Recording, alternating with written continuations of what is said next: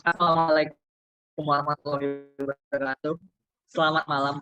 Om Santi Santi Om Rahayu Rahayu. Pertama-tama perkenalkanlah saya di sini selaku moderator Satrio Mulia Rizky Asnari yang akan memimpin diskusi tentang bagaimana dan apa saja itu kekerasan seksual. Seperti yang kita tahu bersama, kekerasan seksual merupakan suatu kejadian yang tidak asing di tengah kita, bahkan banyak sekali terjadi di beberapa kalangan, di beberapa generasi, mulai dari anak kecil, remaja, bahkan orang tua pun bisa menjadi korban maupun pelaku dari kekerasan seksual tersebut. Nah, teman-teman semua di sini, ada yang tahu nggak sih apa saja bentuk dan jenis dari kekerasan seksual tersebut? Mungkin teman-teman yang tahu nih bisa raise hand, kita bisa berdiskusi bersama dan mengeluarkan pendapatnya apa aja bentuk dan jenis dari kekerasan seksual tersebut. Baik, di sini udah ada yang raise hand. Ya, wah, pada semangat-semangat ya. Boleh dong dari manajemen Kak Intan Putri bisa mengumpulkan pendapatnya, bisa on mic, waktu dan tempat, Halo, dipersilahkan. terima kasih moderator. Apakah suara saya terdengar? Baik. Iya, dengar Kak? Jelas. Oke. Terdapat 9 jenis kekerasan seksual yang tertuang dalam pasal 4 ayat 1. Jenis kekerasan seksual itu terdiri dari pelecehan seksual non-fisik, pelecehan seksual fisik, pemaksaan kontrasepsi, dan pemaksaan sterilisasi. Selanjutnya, ada pemaksaan perkawinan, penyiksaan seksual, eksploitasi seksual, yaitu kekerasan seksual berbasis elektronik. Terdapat 10 kekerasan seksual yang dikategorikan tindak pidana. Diatur dalam pasal 4 ayat 2. Rinciannya yakni pemerkosaan, perbuatan cabul, persetubuhan terhadap anak, perbuatan cabul terhadap anak, dan atau eksploitasi seksual terhadap anak, dan perbuatan melanggar kesusilaan yang bertentangan dengan kehendak korban. Terima kasih. Baik, terima kasih Kak Intan Putri. Pendapatnya sangat jelas ya. Baik, selanjutnya ada lagi nih, biar kita dapat dari berbagai versi. Bisa dapat berbagai pendapat supaya kita dapat satu kesimpulan yang bisa dimengerti kita bersama. Selanjutnya ada dari Kak Farah Lisda Aulia. Kepada Kak Farah Lisda, bisa on mic.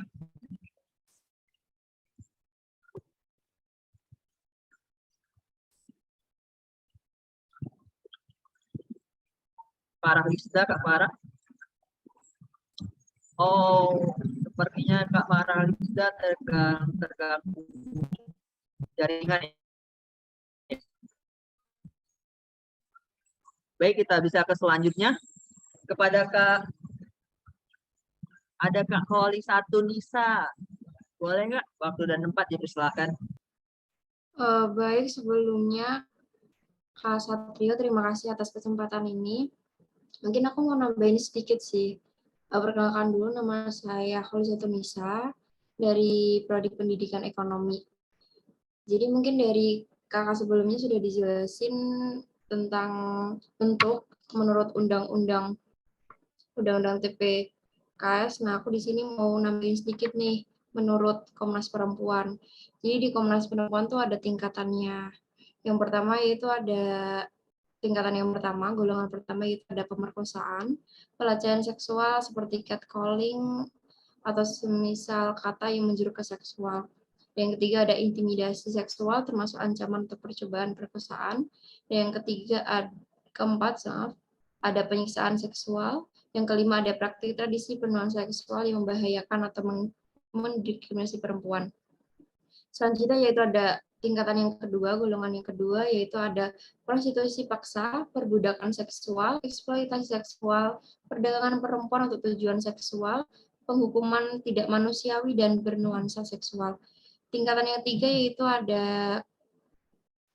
pemaksaan kontrasepsi dan sterilisasi. yang kedua ada pemaksaan kehamilan, yang ketiga ada pemaksaan aborsi, yang keempat ada pemaksaan perkawinan, yang kelima ada kontrol seksual termasuk lewat aturan diskriminatif beralasan morasi dan agama.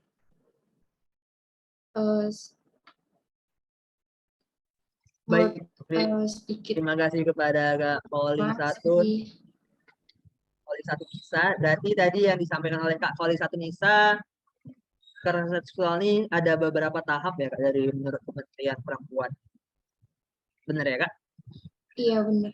Oke, nah seperti yang kita tahu bersama teman-teman bahwa ternyata kekerasan seksual ini ada macam-macam bentuknya. Seperti kekerasan insan ada 9 bentuk dan juga ada beberapa tahap dari kekerasan seksual ini tersebut menurut Kak Poli Satu Nisa. Nah, menurut teman-teman sekalian, ada nggak sih dampak nyata ataupun tidak nyata yang dialami oleh korban kekerasan seksual tersebut? Mungkin teman-teman di sini yang ingin menyampaikan pendapatnya bisa raise hand. Oh, di sini ada Kak Afiahul Karomah. Boleh Kak on mic dan menyampaikan pendapatnya, waktu dan tempat dipersilakan. Baik, terima kasih atas kesempatannya Kak Satrio. Sebelumnya, perkenalkan terlebih dahulu, nama saya Afiyahul Karomah, biasa dipanggil Afi, dari Prodi Akuntansi. Menurut saya, dampak kekerasan seksual pada korban, dampak kekerasan seksual ini memang sangat besar, tapi hal ini memang sangat sulit untuk dibuktikan. Berikut merupakan dampak dari kekerasan seksual. Saya akan bagi menjadi 3 bagian. Yang pertama, dampak psikis, yang kedua ada dampak fisik, dan yang terakhir dampak sosial. Yang pertama, dampak psikis.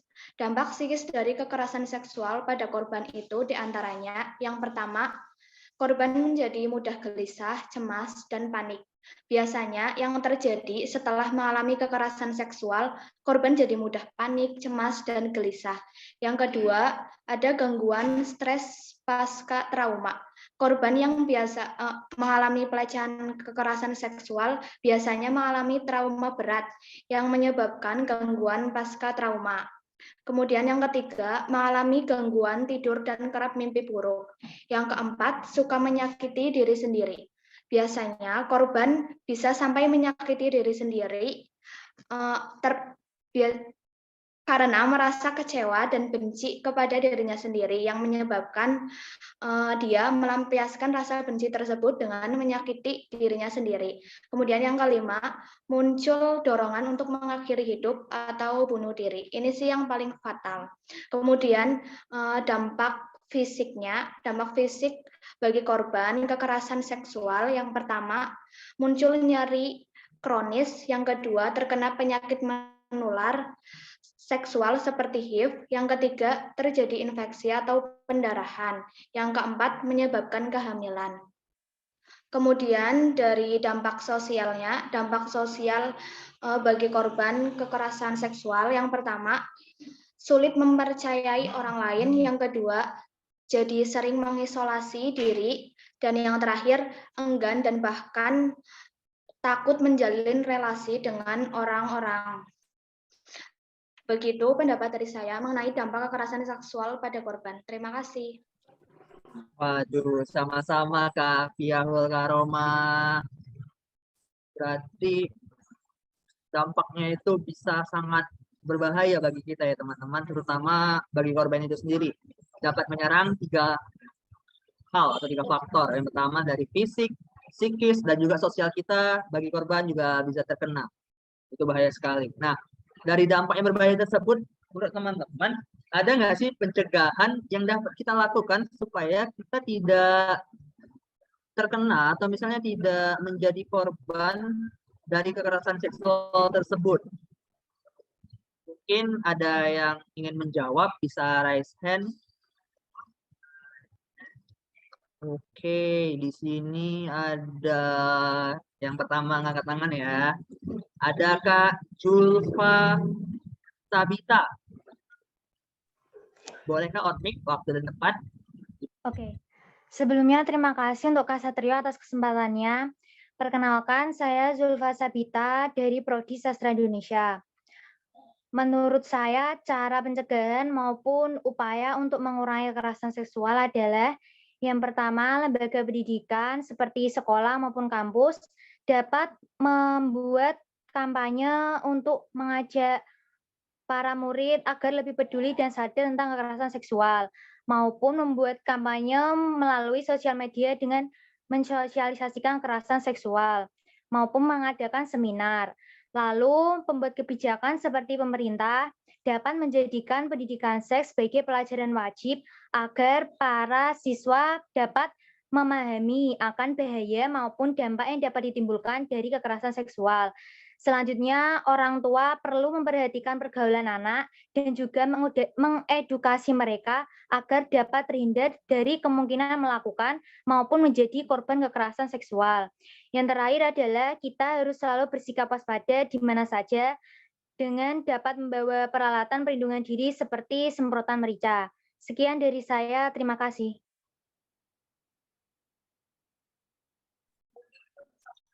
Baik, terima kasih kepada Kak Zulfa Sabita. Seperti yang kita tahu teman-teman, seperti kata Kak Zulfa Sabita tadi, bahwasanya kita bisa mencegahnya dengan menjaga diri dan juga mendidik dari dini teman-teman atau anak-anak di sekitar kita untuk lebih aware lagi tentang kekerasan seksual ini. Nah, selanjutnya itu kan kalau misalnya sebelum terjadi kita melakukan pencegahan. Nah, bagaimana jika sudah terjadi? Adakah teman-teman yang ingin memberikan pendapatnya bagaimana solusi kita yang dapat dilakukan untuk kekerasan seksual ini? Mungkin bisa raise hand. Di sini ada, ada Kak Syafa Ersa Aulia. Boleh on mic, Kak? Halo, perkenalkan aku Syafa Ersa Aulia dari Prodi Bimbingan dan Konseling. Di sini akan menjelaskan tentang solusi tentang kekerasan seksual. Yang pertama, menghubungi pihak berwajib. Jika kamu sedang mengalami atau kamu Mohon maaf, Kak, suara Kakak kurang jelas. Bisa dijelas lagi sedikit. Solusi tentang kekerasan seksual. Yang pertama, menghubungi pihak berwajib. Jika kamu sedang mengalami atau kamu mendengar bukti adanya kekerasan dan pelecehan seksual, sebaiknya kamu segera hubungi pihak berwajib. Dengan ini, kamu dapat menyelamatkan diri dari kekerasan seksual terhadap perempuan. Selain itu, hal ini juga dapat dilakukan agar pelaku mendapatkan sanksi dan mendapatkan hukuman yang setara dengan apa yang dilakukannya kepada korban. Yang kedua, berani bersikap tegas. Kekerasan dan pelecehan seksual kerap terjadi di tempat umum, sehingga kamu harus lebih waspada dan berjaga-jaga. Jika hal ini terjadi padamu ketika kamu sedang menggunakan transportasi umum, yang mana hal ini sangat rawan terjadi, segeralah untuk menegur orangnya agar ia merasa dipermalukan dan pelaku tidak akan berani melakukannya lagi. Yang ketiga, dapatkan dukungan dari keluarga dan teman terdekat. Ketika kamu mengalami kekerasan atau tindakan pelecehan seksual, sebaiknya kamu membuka diri ke keluarga atau teman terdekat untuk bercerita. Bahkan dengan adanya hal ini, kamu dapat menjadi sukarelawan atau membuat komunitas untuk mencegah terjadinya kekerasan dan pelecehan seksual di sekitarmu. Ya, cukup dari saya. Baik, terima kasih Kak Syafa Ersa Aulia. Nah, teman-teman, tadi kan kita dengar pendapat solusi dari perempuan nih. Sekarang ada yang raise hand dari laki-laki. Ada Kak Rian Aryandani. Bisa on mic, Kak, menyampaikan pendapatnya, waktu dan tempat dipersilakan. Nah, sedikit menambahkan apa yang telah disampaikan oleh Syafa. Sebelumnya, perkenalkan dulu, nama saya Rian Aryandani dari Program Studi Teknologi Pendidikan. Seperti yang disampaikan oleh Syafa, saya sangat setuju sekali Namun saya akan menambahkan beberapa hal untuk mencegah terjadinya kekerasan seksual, yaitu hindari berpergian dengan orang yang baru kita kenali. Selain itu, cara lain yang dapat dilakukan adalah menghindari berpergian dengan orang yang baru kita kenali.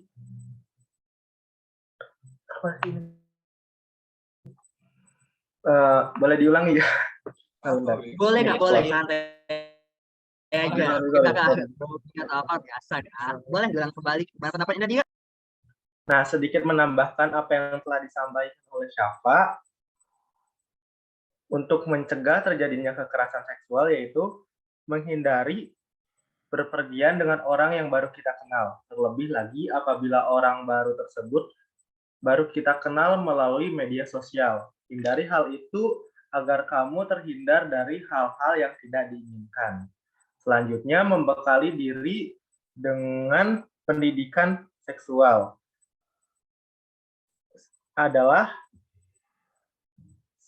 membekali diri dengan pendidikan seksual. Setidaknya kamu mengetahui bagian tubuh yang bersifat pribadi dan segala aktivitas seks yang didasari persetujuan dan perilaku yang tergolong pelecehan seksual.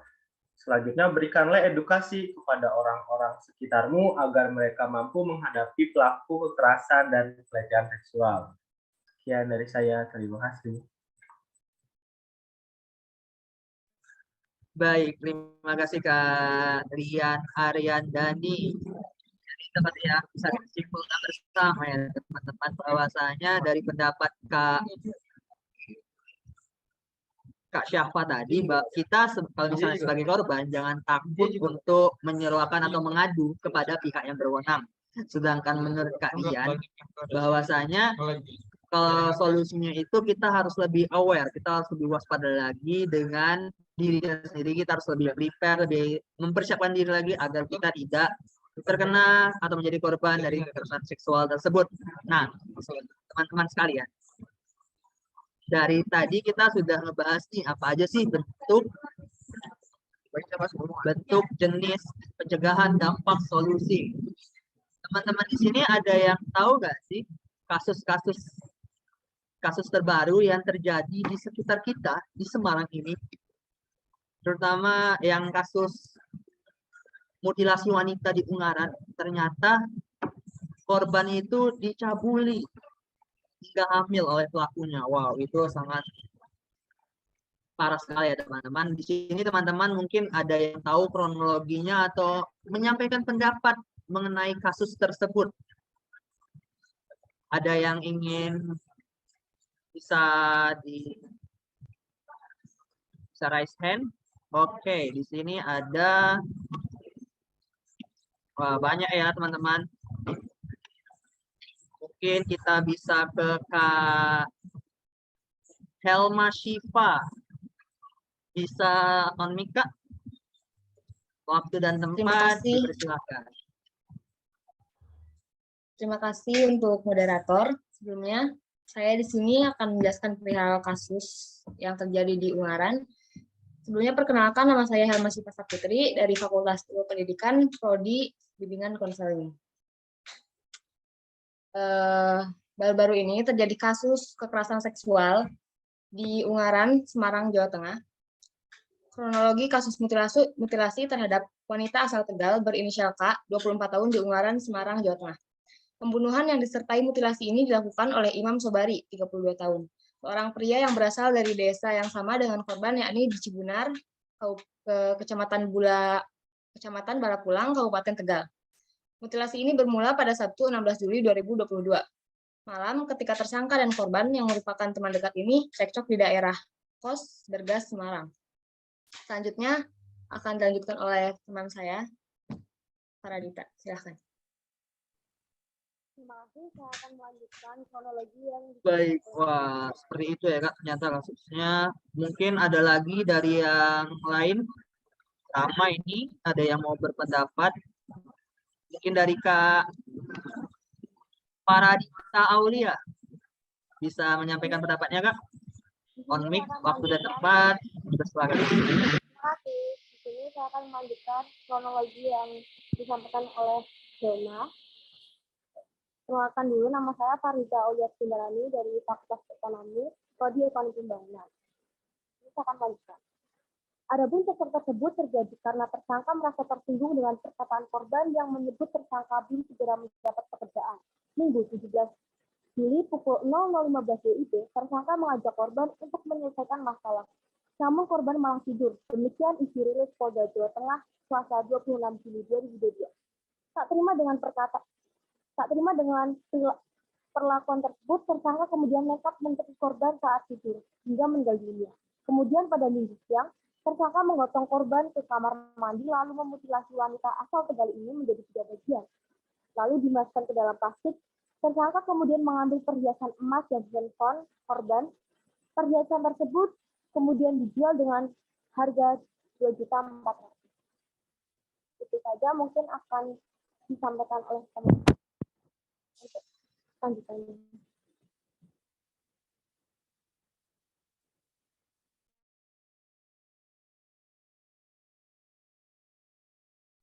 Baik, udah. Terima kasih kepada Kak Faradita. Selanjutnya dari pihak laki-laki lagi nih, ada Kak Yudan Lutfi. Boleh on mic Kak, waktu dan tempat dipersilahkan. Maaf Kak, sebelumnya yang pihak perempuan dulu baru saya. Sorry moderator, harusnya ke saya dulu. Tadi yang raise saya dulu.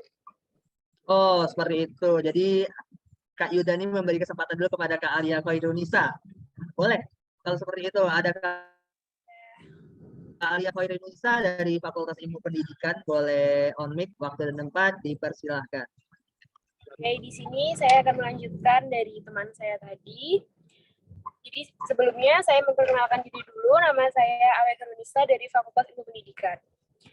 Jadi kronologi selanjutnya adalah pada Senin siang, tersangka kembali melakukan mutilasi terhadap tubuh korban dan dipotong menjadi 11 bagian. Dan dibungkus menggunakan 7 kantong plastik dan dibuang di 4 lokasi berbeda.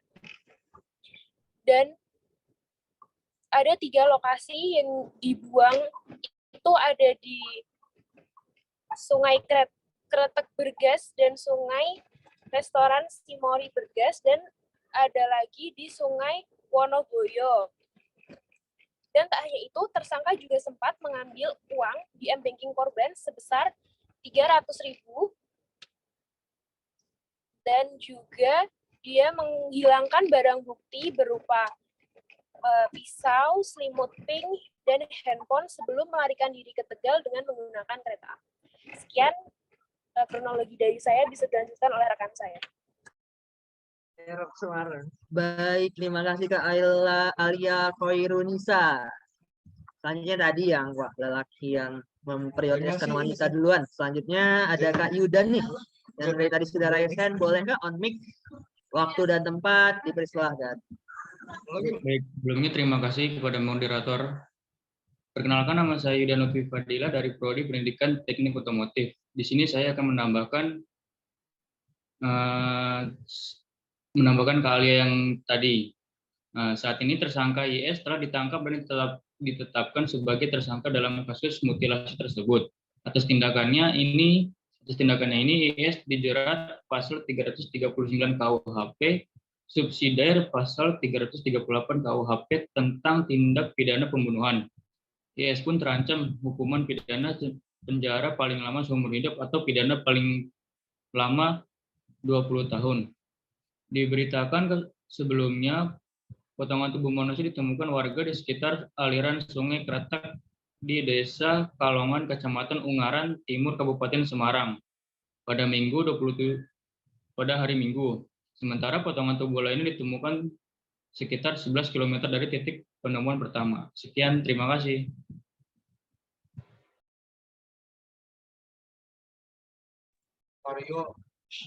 Baik, terima kasih Kak Yudan Lutfi. Itu dari kasus yang sekitar kita sayang sekali ya Kak, bisa terjadi di Semarang. Selanjutnya nih Kak, ada kasus kedua yang dimana ini tuh terjadi di instansi pemerintah. Bahkan di instansi pemerintah pun terjadinya pelecehan seksual, ya, di mana kasus baru-baru ini, Kak, mungkin Kakak ada yang tahu gimana kronologinya, kasus tentang perundungan terhadap pegawai KPI. Ini sempat viral kali, Kak, di Twitter. Mungkin Kakak, teman-teman sekalian di sini ada yang ingin menyampaikan kronologi ataupun pendapatnya mengenai kasus ini. Bisa raise hand, Kak? Oke, di sini ada yang rambutnya sangat keren. Ada Kak Yasiru Pisawalu. Boleh Kak on mic, waktu dan tempat dipersilahkan. Oke, terima kasih atas kesempatannya Kak Satrio. Saya akan sedikit menambahkan di sini. Korban membuat surat terbuka di publik tentang bullying dan pelecehan seksual oleh 8 atasannya di KPI pada Agustus 2021. Kejadian sejak 2011, pelaku sudah berulang kali melecehkan, memukul, memaki, dan merundung tanpa bisa dilawan. Pada 2015, pelaku beramai-ramai memegangi kepala, tangan, kaki korban, menelanjangi, memiting, dan melecehkan korban dengan mencoret-coret buah zakarnya dengan spidol. Setelah kejadian tersebut, korban mendapat trauma dan depresi. Korban menyatakan bahwa dirinya merasa tidak memiliki harga diri lagi sebagai manusia, pria, suami, dan kepala rumah tangga. Pada 2017, korban juga sudah melapor ke Komnas HAM, namun justru diarahkan untuk melapor ke kepolisian karena kasusnya sudah masuk tindak pidana. Sedikit dari saya. Sekian, terima kasih. Baik, terima kasih Kak Yasiru. Wow, kasusnya ini baru pertama saya pendapat Kak Yasiru ini sudah sangat berbeda ya, Kak. Oke, sebelum itu saya ingin tahu lagi, mungkin ada pendapat lagi dari kakak yang lain, ada dari Kak Dea Vanita. Boleh Kak on mic, waktu dan tempat. Ya.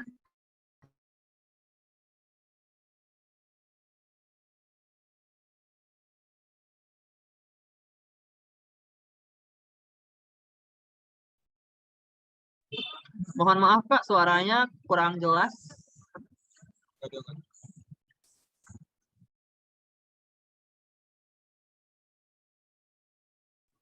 Belum ada Kak.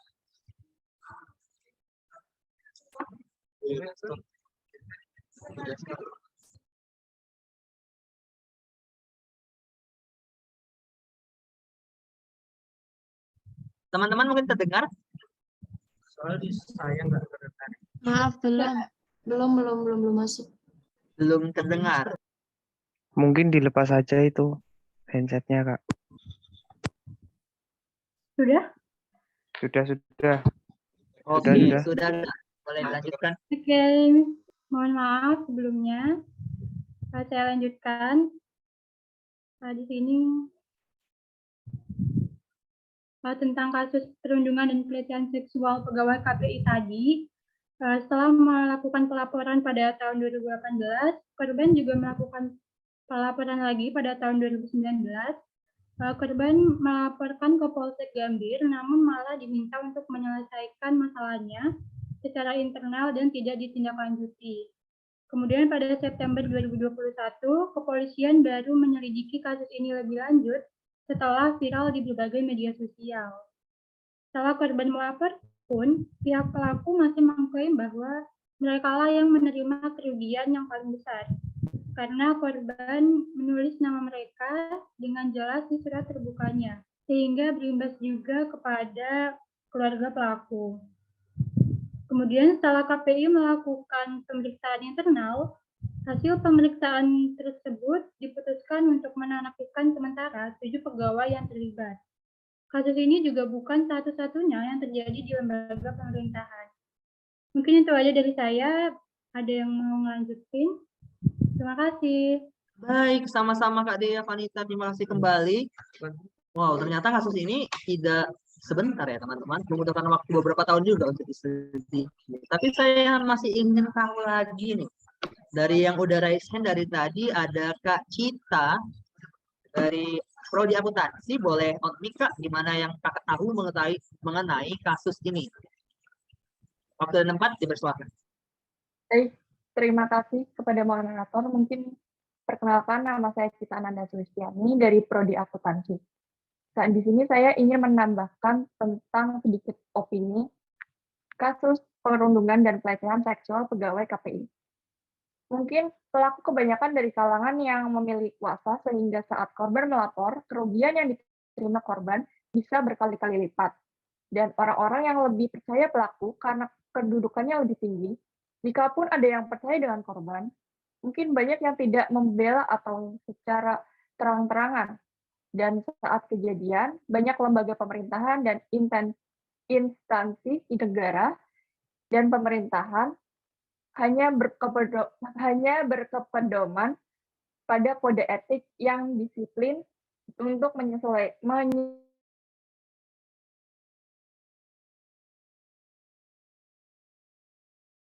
disahkan Mei kemarin. Jika ada kasus yang terjadi, baik itu yang sudah dilaporkan atau yang belum, diharapkan kepolisian bisa lebih tegas dalam menanganinya. Mungkin dari opini saya, terima kasih. Oke, benar. Saya juga setuju dengan pendapat dari Kak Cita Ananda bahwa polisi itu harus lebih tegas lagi. Nah, seperti yang kita sudah dengar bersama teman-teman, ternyata kekerasan seksual ini bukan hanya terjadi pada wanita, tetapi lelaki pun juga bisa terkena dampaknya. Seperti kasus yang kedua tadi disampaikan bahwa perundungannya itu korbannya adalah lelaki. Bahkan lebih ekstrim lagi, pada kasus pertama, korbannya itu bukan masih hidup lagi, malahan sudah dimutilasi dan dicabuli juga. Ini sangat berbahaya sekali ya teman-teman.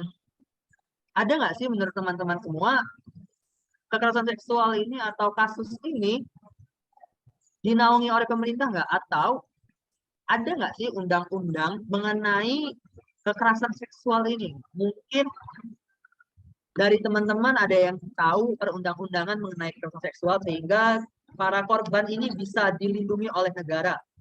Yang tahu mungkin bisa di raise hand teman-teman, bisa raise hand, merupakan pendapatnya tentang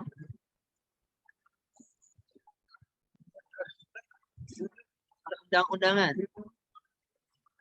Oke, ramai ini sudah ada Kak Betty Agustina Asik. Boleh nggak on mic, waktu dan tempat dipersilakan. Oke, bentar. Suara aku kedengaran nggak? Kedengaran nggak? Sebelumnya makasih buat moderator waktunya. Perkenalkan, nama aku Betty Agustina Asik dari Prodi Pendidikan Matematika.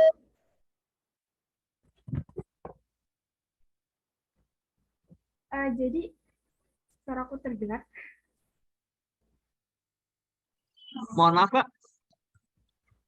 Terdengar nggak suaranya? Oh iya, terdengar, jelas. Aku ulang ya, tadi kayaknya nggak jelas juga. Perkenalkan, nama aku Betty Agustina Asik dari Prodi Pendidikan Matematika. Jadi untuk moderator tadi tanya tentang peraturan yang ada di Indonesia.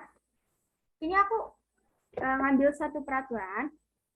Kita kan sebagai mahasiswa, jadi saya ambil Peraturan Menteri Pendidikan, Kebudayaan, Riset, dan Teknologi Nomor 30 Tahun 2021 tentang pencegahan dan penanganan kekerasan seksual atau PPKS di perguruan tinggi.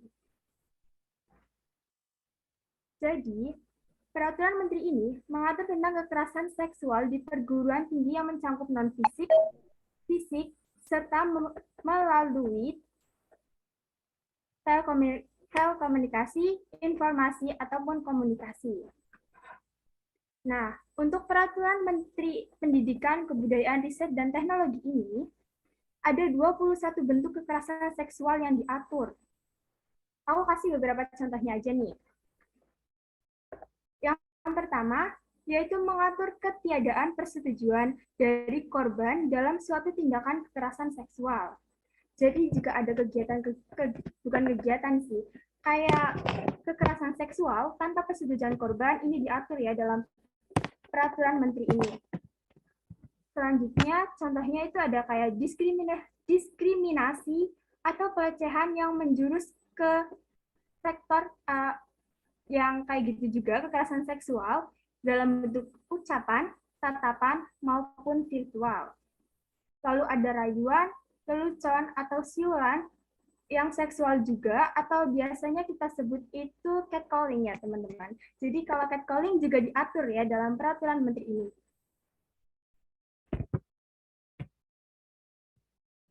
Lalu ada juga menatap korban dengan nuansa seksual dan atau bikin korban tidak nyaman, itu juga diatur. Jadi kalau kalian merasa tidak nyaman dengan tatapan seseorang yang mengarah ke seksual, kalian bisa lapor juga melalui peraturan menteri ini ya.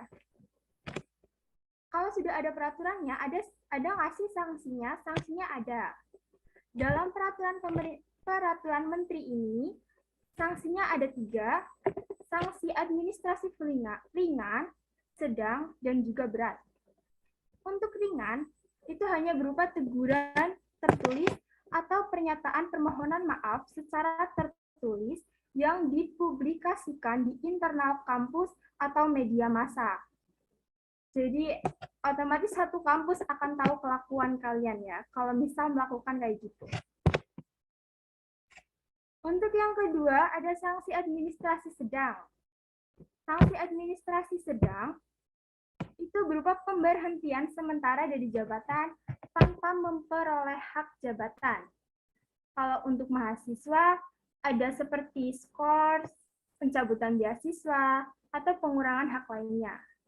Nah, ini untuk administrasi yang berat, untuk kekerasan seksual yang berat, sanksinya ada pemberhentian mahasiswa atau di drop out, atau pemberhentian tetap dari jabatan sebagai pendidik, tenaga kependidikan, atau warga kampus sesuai dengan ketentuan peraturan perundang-undangan dari perguruan tinggi yang bersangkutan. Itu sih peraturan dari Menteri Pendidikan, Kebudayaan, Riset, dan Teknologi, yaitu peraturan nomor 30 tahun 2021. Nah, kita kan kuliah di UNES nih.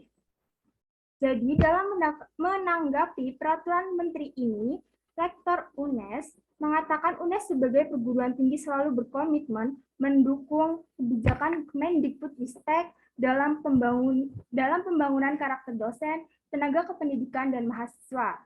Sehingga untuk menanggapi peraturan menteri ini dibuat peraturan rektor nomor 7 tahun 2021 tentang kebijakan tersebut pada 9 Desember 2021. Peraturan rektor ini umum ya buat semuanya, buat mahasiswa, pendidik, tenaga kependidikan, warga kampus, dan juga masyarakat umum yang berinteraksi dengan mahasiswa, pendidik, dan tenaga kependidikan dalam pelaksanaan tridharma dan tata kelola kampus. Peraturan rektor ini yang menjadi dasar pembentukan Satgas Kekerasan Seksual. Jadi kalau kita kan warga UNES, kalau misal mendapati ya meskipun nauzubillah buat diri sendiri atau teman kita bisa langsung lapor ya dengan peraturan ini, peraturan menteri maupun dengan peraturan dari rektor ini. Sekian dari saya, terima kasih. Baik, terima kasih Kak Betty Agustina. Tadi disampaikan peraturannya dari pemerintah dan dari kampus itu sendiri juga ada peraturannya, perundang-undangannya. Nah, selanjutnya ini ada lagi yang raise hand dari laki-laki, ada Muhammad Furqon. Kepada Muhammad Furqon, waktu dan tempat dipersilakan. Ya, saya Muhammad Furqon Yasinsyah. Di sini saya melanjutkan dan membacakan tentang pasal Undang-Undang Kekerasan Seksual dalam Rumah Tangga. Menurut pasal 46 dan 47 Undang-Undang Nomor 3 Tahun 2004, setiap orang melakukan perbuatan kekerasan seksual sebagaimana dimaksud dalam pasal 8 huruf A pidana dengan pidana penjara paling lama 12 tahun atau denda paling banyak 36 juta rupiah. Pasal 7 yaitu setiap orang yang memaksa yang menetap dalam rumah tangga melakukan hubungan seksual sebagaimana yang dimaksud pasal 8 huruf B, pidana dengan paling singkat 4 tahun dan paling lama 15 tahun atau denda paling sedikit 12 juta rupiah atau paling banyak 300 juta rupiah. Sekian dari saya, kurang lebihnya mohon maaf. Assalamualaikum warahmatullahi wabarakatuh. Waalaikumsalam warahmatullahi wabarakatuh. Itu dari Kak Muhammad Furqan mengenai perundang-undangan tentang kekerasan seksual. Oke, selanjutnya ada lagi nih yang raise hand terakhir dari Kak Riko. Kak Riko, bisa on mic, waktu dan tempat dipersilakan. Perkenalkan, nama saya Arifin Saputra dari jurusan Manajemen Fakultas Ekonomi. Di sini saya akan menjelaskan tentang undang-undang pelecehan seksual secara fisik ataupun non-fisik.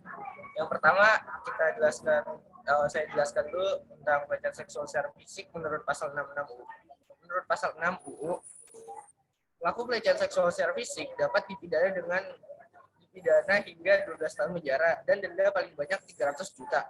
Setiap orang yang melakukan perbuatan seksual secara fisik yang ditujukan terhadap tubuh, keinginan seksual, dan atau organ reproduksi dengan maksud merendahkan harkat dan martabat seseorang berdasarkan seksualitas dan kesusilaannya yang tidak termasuk dalam ketentuan pidana lain yang lebih berat dengan pidana paling lama 4 tahun dan pidana denda paling banyak 50 juta rupiah pada pasal 6 TPKS.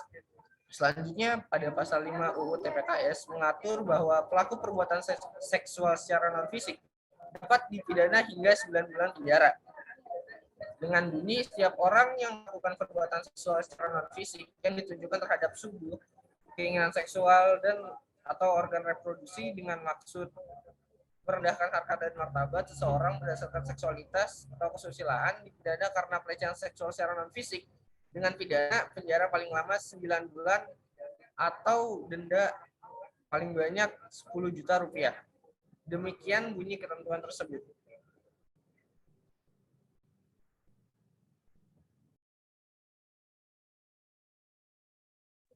Baik, terima kasih Kak Riko. Wah, satu lagi nih ada juga yang angkat tangan dari Kak Niko Bagasworo. Boleh Kak konflik dan menyampaikan tentang undang-undang yang Kakak ketahui tentang kekerasan seksual? Iya Kak Sutrio, terima kasih untuk waktu dan tempatnya. Di sini perkenalkan, nama saya Niko Bagasworo.